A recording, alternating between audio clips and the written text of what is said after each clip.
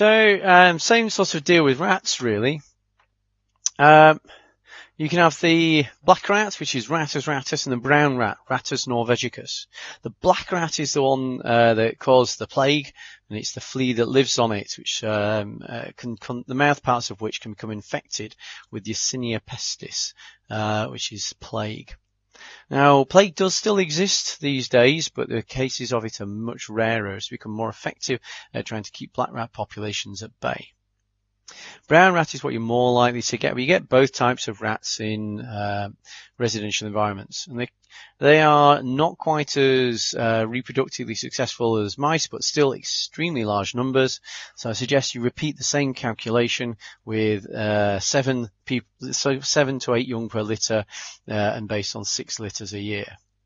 Now, both rats and mice are very clever. They're bait shy. If they find a dead rat or mouse next to the bait, they will leave it well alone.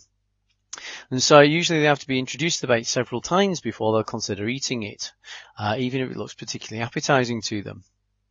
And so now these baits are very clever, and they don't kill the rat or mouse straight away. What they do is they kill the rat or mouse sometime later through internal bleeding. The rats and mice are able to get into properties through little holes in the structure. So I've already said that they can sometimes burrow out from gardens, and so they'll usually come up through either connections for main sewers or domestic drains that have been removed as, say, an outside toilet was taken away or an old ground floor loo. And if it hasn't been filled with concrete to cap it off properly, they can burrow through from the end of the pipe and pop up under your house. The other thing they do is they squeeze through little gaps in the structure, and these are less numerous now we've got UPVC. But if you do have these holes, bear in mind that if you've got a hole large enough to fit a biro through, then you've got a hole large enough to fit a mouse through.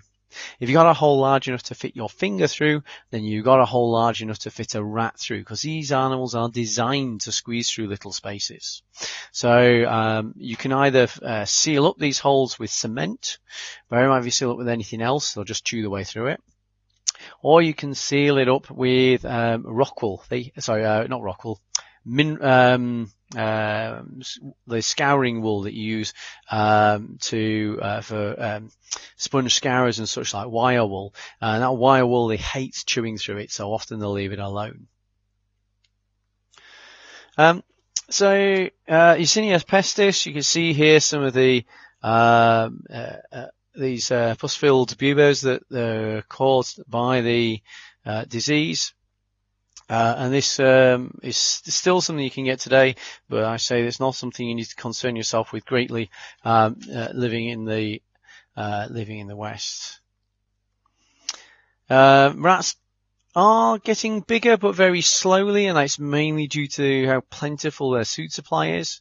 But you should know that there are breeds of rats that grow up to about this sort of size, wider than your chest is. These clever, larger rats are generally reared as domestic species, and they can use them to do things such as sniffing out landmines, which is you can train them because they're very clever to do this sort of thing for food. You can eat them too, and providing they're looked after properly in their upbringing, then they do actually act as a food source for some countries.